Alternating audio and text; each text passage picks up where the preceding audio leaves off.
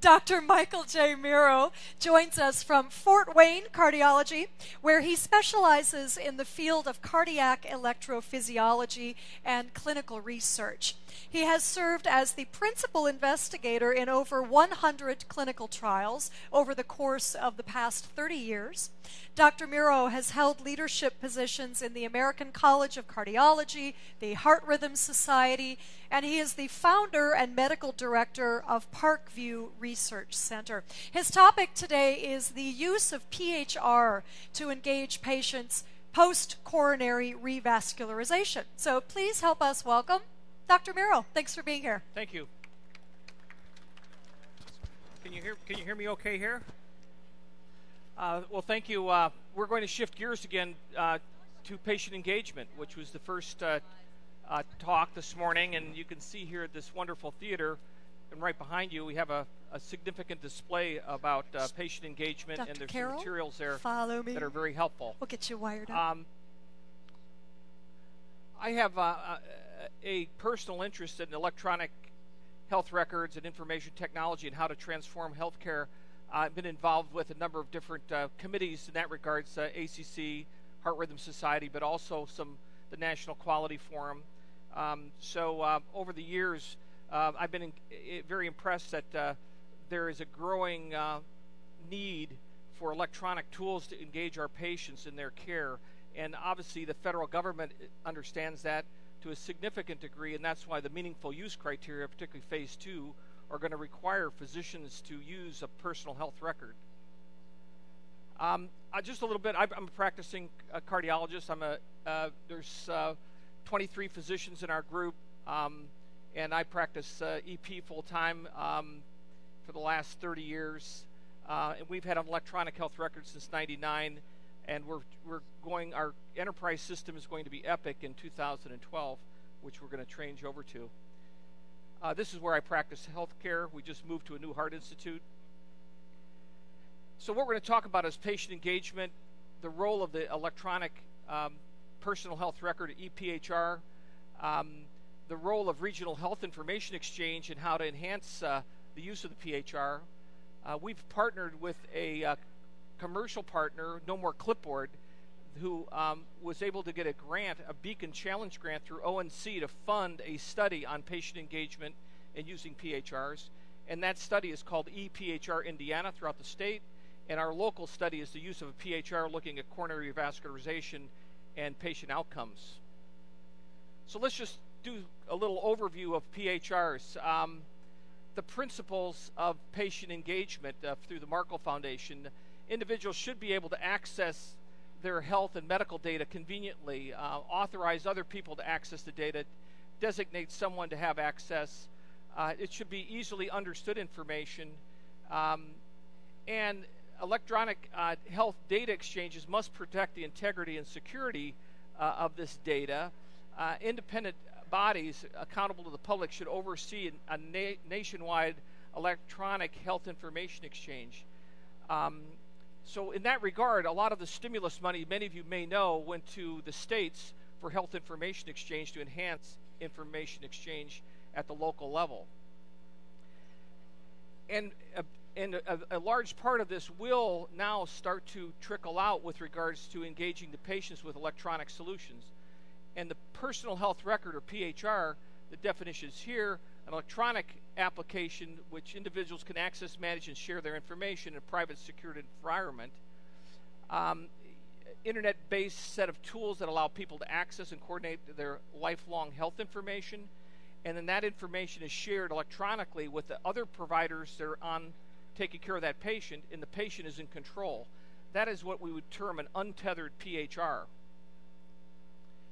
Historically, personal health record, I mean, if you think about it, the medical alert bracelet is in some respect is a personal health record, not electronic.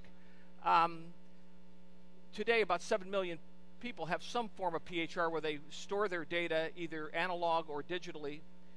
There are broad ranges of types, but really what we want to talk about today is the PHR that's integrated with electronic health record, where we can bidirectionally message patients. And typically that's done in what we call a tethered environment, where the PHR is actually part of the vendor platform for the EHR. The problem with the tethered PHR, though, patients see different physicians, they have different electronic health records, it is not as portable, so an untethered PHR is the ideal solution. Of course, the benefits improve patient access to all their information remotely. So if your patients are quite mobile, which our patients are mobile these days, if they're in Florida or California and they live in Minnesota, they can have all of their information available in their care providers. Approved ability of patients to collaboratively track their chronic diseases and to timely message patients with communications about their disease, to help manage their disease, send them timely educational information.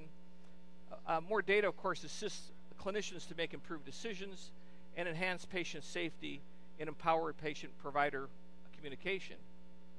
So a tethered PHR, which I refer to, is probably the model that you're most familiar with. Many health systems have a portal where patients put information in. It's usually very static in that respect. It has limited functionality. There are more robust tethered PHRs, such as the one that a vendor called Epic has, but it's typically institution-specific, web-based, limited forms of integration with the EHR. Patients have access to part of their electronic records. It will allow email and follow-up appointments and scheduling. This is actually very important for provider efficiency, and patients love to be able to schedule their appointments and get their prescriptions refilled electronically. The disadvantage is if it's a tethered product, it may not reflect the entire patient health record because the patient is going to other locations for care, different ERs, different healthcare providers, and you really want all of the medical information in that patient's personal health record. So the early experiences, and many of you may have had experiences with PHR. Epic, which I refer to as a product called MyChart, where patients, for example, Cleveland Clinic uses this quite a bit. That's their personal health record that the patients use. Patients put information there. It's messaged to the provider. The provider can message the patient and remind them about certain things that they need to be aware of, particularly if there's new information about their disease they're managing. Beth Israel has one, Children's Hospital in Boston. Many of these have had limited functionality and benefit. However, the MyChart, the Epic system, probably is the one that's been the most tested because Kaiser in California has had it. They've had 30 million people on that PHR system. The nice thing about using PHRs, a fully functional PHR, is you can connect it with home monitoring systems. And again, I want to encourage you to visit the booth behind us here. They have some great examples of home monitoring tools for heart failure care, for example, and you can have that information followed through the PHR, and now, of course, that is messaged then to the physician's electronic health record. The product that we're using in our study, we can also message the other providers both electronically, and if for some reason they don't have an electronic health record, we can actually fax the information to them. So it's actually very good that the patient has the ability to enter information that can be use multiple modes of transferring that information to all of the physicians involved with their care. And of course, the linkage to education is really important. Building health literacy, links to decision support for the patients, single source of living wills and advanced directives, and it also, as the CardioSmart physician articulated, health-related social networking is also a big future trend where patients with the same chronic disease can share stories about their disease and their management. Well, this is all really interesting and important, but how are we going to get information between different systems? Well, regional health information exchange is the answer. In Indiana, we have a very robust environment of health information exchange. Across the country, this has been very uneven, and the success of these have been very, very difficult to sustain.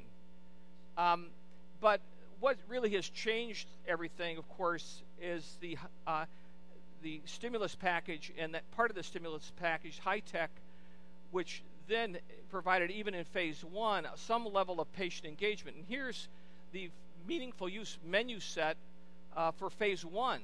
which includes sending reminders to patients for preventative follow-up care and providing patients timely electronic access to their health record within 4 business days. So that is part of adherence to meaningful use. So I don't know how many of you have already attested for meaningful use phase 1, which you should be doing right now. So you should be doing this right now in order to receive the stimulus money in 2012. You need 90 days of adherence to be able to do that. So I'm going to tell you a little bit about, we received grant funding for a study with No More Clipboard, which is the commercial product that is used to provide electronic personal health records to various areas of the state of Indiana to actually stimulate consumer-mediated health information exchange through our statewide health information exchange and demonstrate bi-directional messaging. So this, going back to the meaningful use, this is where we are right now. In 2015, phase 2 will require a very high level of patient engagement, which is going to require significant use of personal health records. So ONC, because of all the funding, is certainly carrying the big stick, and then later there are penalties that follow after 2015. And there's a variety of ways that they've tried to fund the uptake of electronic health records.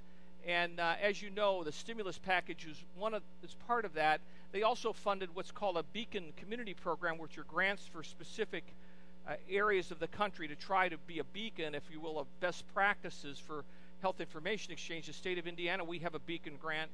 The states have set up health information exchanges, and the state of Indiana, for example, got $32 million to do this. Many of you are maybe aware of how much money your state received. And then there was a challenge grant, a Beacon Challenge Grant program, and what I'm talking about with PHRs, we've received funding through the Beacon Challenge Grant program to demonstrate the value of personal health record deployment. So the idea pre-grant was health information exchange in our state. We have 5 regional health information exchanges, and it's the center of it is the providers and the hospitals. But the future is with meaningful use, like meaningful snow, we want the patient to be at the center of that, to utilize these technologies, and the patient should be at the center of the health information exchange. So this is what we believe, not just myself, but also ONC, that the patient and the physician as a team, the patient-physician being engaged, is at the center of health information exchange. So this is the title of our grant. PHR is a set of computer-based tools that allow people to access and coordinate their lifelong care. Shown here is an outline of the ePHR Indiana, where different areas of the state, we're utilizing the MedWeb, which is our health information exchange, and PPG Cardiology is my professional group, and there's a neurological center that's involved with this. In Bloomington, getting over the loss from last night, we have these different participants with health information exchange. Different areas of the state are demonstrating health information exchange. What we're doing is measuring at the beginning of the study the level of patient engagement. There's a patient activation measure. It's a survey the patients fill out, and actually you can measure scientifically their level of engagement. But also we're measuring their internet literacy and their ability, their technology acceptance. So at the beginning of the study, they're going to fill out this, and then providers are also going to fill out this, and we're measuring this at different time points. So we wanted to also study this as a cardiologist in a very specific application. The application is the use of this for patients after stenting. So shown here is our cardiology group. Patients who have had a stent or bypass surgery are entering the study. We evaluate the impact of the PHR intervention on their outcomes. This is what this is actually what the personal health record looks like. Patients go into our portal. There's a registration form they fill out electronically. This is what it looks like. A screenshot from a patient who's de-identified with their problems and their medications. Shown here is a patient is entering data, which is in message to us. So we do have the ability then to receive blood pressures electronically from the patients and other data. So the thing is, a lot of... You want a PHR? I think I'm entitled to one. You want a PHR? I want the truth! You can't handle the truth. So a lot of vendors, you know, are trying to beat doctors over the head to use these PHRs. And, you know, they're very aggressive. And the future of PHR use, we believe, is actually not just surveying patients and having them message, but also to look at medication compliance. So our next phase, which we're involved with this, is not only to look at the outcomes of these patients, but to integrate lessons from the pilot project. We're targeting medication compliance, online prescription refills. We think this is going to be a great opportunity to document medication compliance, particularly after coronary intervention. And so phase 2 is really focusing on the problem of medication compliance. 50% of patients with heart disease are not taking their life-saving medications. All of us know that. We need more aggressive tools to engage our patients, such as this. We're also designing another trial focusing on atrial fibrillation for that very reason. Very high impact disease, high cost, high need for patient engagement, many new drugs, anticoagulants specifically. Patient compliance is critical. New therapies to maintain sinus rhythm, including ablation, high risk for stroke and death in this disease, and there's a lot of non-compliance. So with that, I'm going to finish up. Thank you for your time. Hope you found this enlightening. Thank you. Thank you so much, Dr. Mirro. It appears we do have just a couple of minutes. If we have any questions, I've got a microphone here that I can get to you. Does anybody have a question for Dr. Mirro? I saw a waving hand. Back here? Sure. There you go. Hi, Dr. Mirro. Hi. My name is Ivan Anderson. I'm a research fellow at UC Davis. So how are you ensuring patient compliance with your PHR? And does it integrate with your larger EHR like Epic? Great question. So currently our ambulatory electronic health record is called WebChart.